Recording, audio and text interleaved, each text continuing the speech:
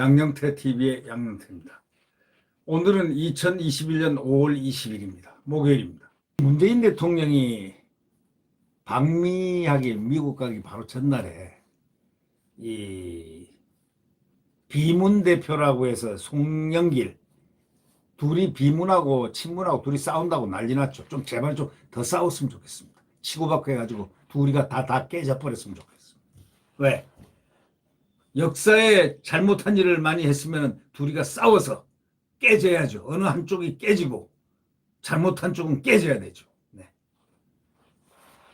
그런데 방미 전날 말이죠. 이 송영길이라는 사람이 아주 경망한 소리를 했습니다. 뭐냐? 미국이 2등급 국가라고 했습니다. 대통령 방미하기 전날. 그러니까 대통령한테 초친 건지 뭐 초치다가 보니까 이상한 초를 쳤습니다. 아니 자국 대통령이 이유와 여하튼 간에 자기네 편 아닙니까? 자기네 대통령 아닙니까? 민주당 대통령 아닙니까? 방미하기 전날 미국은 2등급 국가라고 깎아내려 버렸습니다. 송 대표. 이 비문이 하여튼 진짜 비문을 했습니다. 비문 역할을 했습니다. 이 동아일보 사설에는 말이죠. 이렇게 나와 있습니다. 문재인 대통령 방미 전날에 미국은 2등급 국가라고 깎아내린 송 대표의 그 경망함에 대해서 이렇게 글을 썼습니다.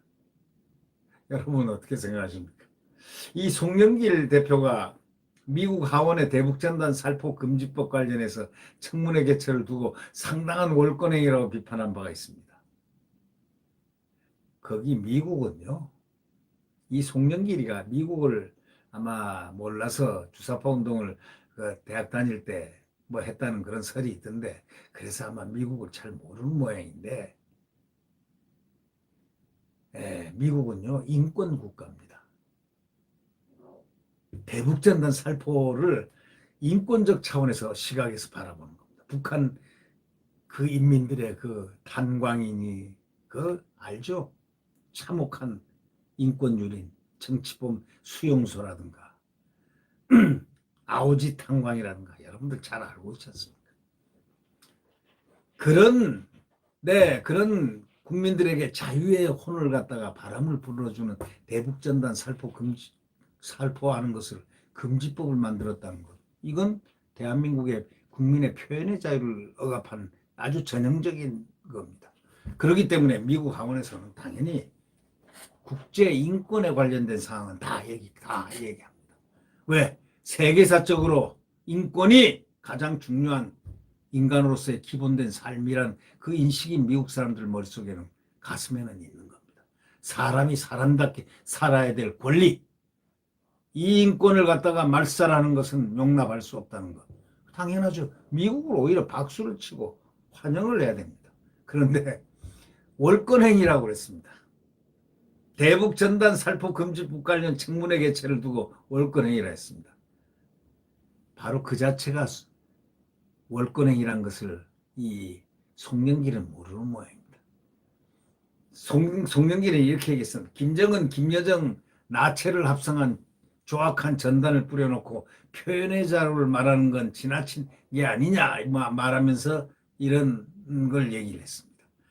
결국 영국 경제전문지 이코노미스트의 2020년 민주주의 지수를 인용해가지고 한국은 완전한 민주주의로 평가받았지만 미국과 프랑스는 흠결 있는 민주주의로 2등급 판정을 받았다고 이런 말을 했습니다. 영국 신문이 얘기한 걸 인용을 했는지 그걸 약간 좀 따왔는지는 모르겠지만, 그런데 한미 정상회담을 위해서 문재인 대통령 미국 방문 하루 앞두고 나온 이 발언이 여당 대표, 소위 민주당 대통령을 만들어낸 그 대통령 여당 대표의 입에서 나온 것, 그건 상당히 재밌다기보다도 이거는 뭐라고 해야 될까? 상당히 이게 정상적인 사고에서 이거 발현될 수 있는 것인가 하고 아주 그의 양식을 의심할 수밖에 없는 거죠.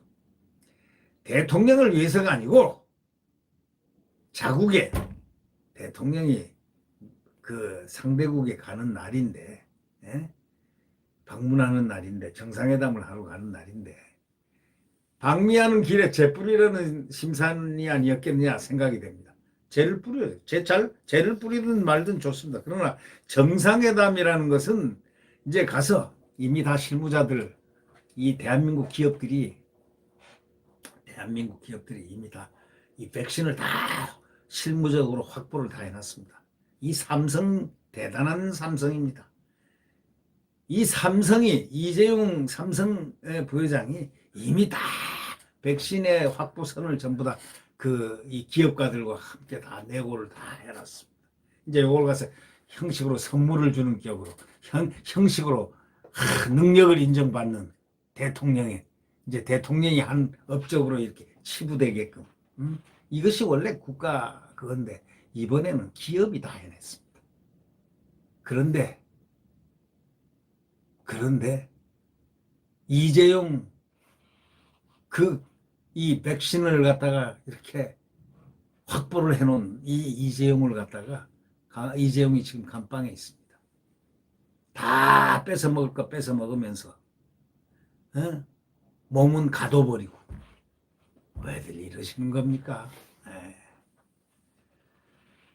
문 대통령이 박미길에 재 뿌리려고 또 아마 송영길은 그런 소리 하지 않았나 싶습니다.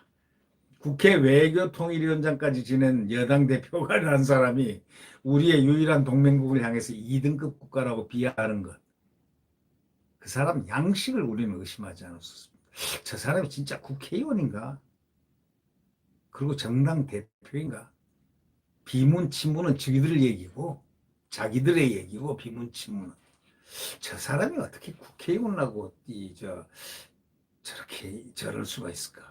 깜짝 놀라는 얘기죠. 언론이 다 놀라고 있어요. 또 그러면서도 그래놓고 어제 서울공항에서 문 대통령 출국을 배웅했다는 겁니다. 그 자리에서 과연 무슨 얘기 했을지 궁금하지 않습니까?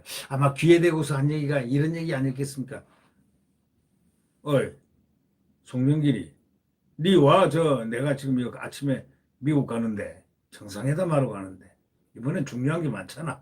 백신도 다 이거 내고가 돼 있고 그래서 또 백신 선언도 하고 또 이렇게 여러 가지 서로 일해야 되는데 네가 말이야 왜 그 미국을 2등급 국가라고 해가지고 초를 치냐? 네 나한테 유감 있어?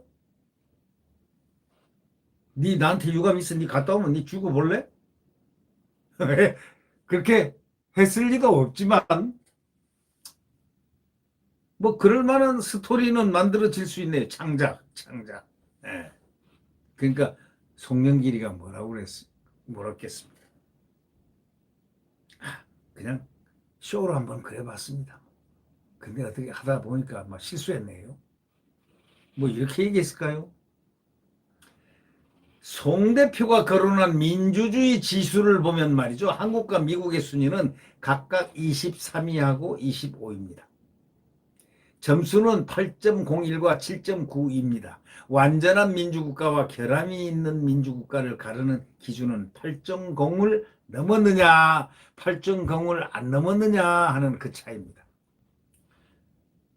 그런데도 이 차이가 하나도 없는데도, 큰 차이가 없는데도 미국을 한국보다 열등한 국가로 깎아내릴 수 있는 송영길의 그 머리, 속은 찼다고 보십니까? 비었다고 보십니까? 뭘 안다고 보십니까? 모른다고 보십니까? 그런데도 미국을 한국보다 열등한 국가로 뭉개는 것. 그런 태도가 참 더욱이 문제의 핵심은 민주주의 최하위 국가인 북한을 비판할 자유를 제약했어야 되겠느냐라는 것이지 그걸 논할 자격을 따지는 거 아니지 않습니까? 이번 정상회담은 바이든 대통령 취임 후 처음입니다. 향후 한미 관계를 가를 중요한 회담입니다. 코로나19 백신 협력, 대북 정책 공조 이런 걸 두고 서로 미국을 설득해 하는 그런 위치에 있는데 집권당 당대표라는 사람이 한다는 소리가 꼭 저거 같은 소리들만 합니다. 네. 특히 바이든 행정부가 중시하는 게 북한의 인권 문제인데 우리 정부도 이제 원칙을 갖고 대처를 해야 될 문제인데 그런 사정도 모를 리 없는 송 대표가 그의 입으로 정치합니까? 가슴과 머리로 정치해야지 입으로 정치합니까? 날롬날롬으로 다 되는 겁니까? 이 송영길은 정제되지 않는 언사를 숱하게 발산한 사람입니다. 그래서 구설수에 엄청 올랐던 사람입니다. 예를 들면 주한 미국 대사가 북한 개별 관광에 제동을 거니까 개별 관광 위험하다, 안 된다 이렇게 하니까 무슨 조선 총독이요 하고 이렇게 한 사람입니다. 그러니까 이게 뭐 말의 수준이 아닙니다. 영 수준이 아닙니다. 북한이 연락사무소를 폭파하자 뭐라고 한 사람입니까? 북한이 그 연락소 김여정이가 연락사무소 우리 돈 170억을 지어가지고 만들어 놓은 연락사무소를 말 한마디로 폭발을 해버렸지 않습니까? 그때 뭐라고 했지 않습니까? 뭐라고 했습니까? 막 비판을 했지 않습니까? 국민들이 들고 그냥 이런 못된 우리 재산을 이럴 수가 있냐? 이런 판인데 뭐라고 했을 것 같습니까? 송영길은 대포로 쏘지 않아준 것만 해도 그게 어디냐? 이랬습니다. 대포로 쏘지 않은 것만 해도 그게 어디냐? 이렇게 얘기했습니다. 그러니까 결국 학생 운동권 시절의 인식 수준을 바꿀 생각은 아예 없는 듯 하면서 또 지적인 그런 모든 그것을 따라 바꿔줄 막 그런 부분은 조금 의문이 가는 그런 부분이 있습니다. 가벼운 입놀림. 우리나라의 결국은 그 입놀림이 가벼운 입놀림이 부메랑이 돼가지고 우리나라의 부담으로 돌아오게 만들어서야 되겠습니까? 그 가벼운 그 입 좀 다물라. 이럴 때 하는 얘기 같습니다. 네. 가벼운 그 입 다물라. 네. 국민발. 송영길의 도착. 국민발. 가벼운 그 입 좀 다물라. 네. 네. 구독 버튼과 엄지를 눌러주시면 고맙겠습니다. 지금 그래도 9개월 남았는데 암흑기입니다. 암흑기. 이 나라 정말 암흑기입니다. 야권 단일화에 절대로 그 힘을 놓치면 안 됩니다. 야권 반드시 단일화해야만 정권 교체를 할 수 있다. 정권 교체는 야권 단일화에서 야권 단일화는 정권 교체로 이렇게 연결된 겁니다. 여러분 반드시 한 사람을 만들어냅니다. 윤석열, 홍준표, 뭐 또 최재형, 원희룡, 기타 또 여러분 또 오면은 그분들 모두 자유경선을 해가지고 그 다음에 한 분을 선택을 하면 그분이 대한민국 대통령에 대해서 이 정권의 모든 것을 모순을 다 제어 통제해야 될 것입니다. 그리고 새로운 과거 자유 대한민국을 다시 회복시켜서 그 상처 입은 대한민국을 빨리 상처를 추스려야 될 것입니다. 네. 자, 오늘도 강인한 하루를 보내시길 부탁드립니다. 야권 단일화 하지 않으면 정권 교체할 수 없습니다. 네, 안녕히 계십시오.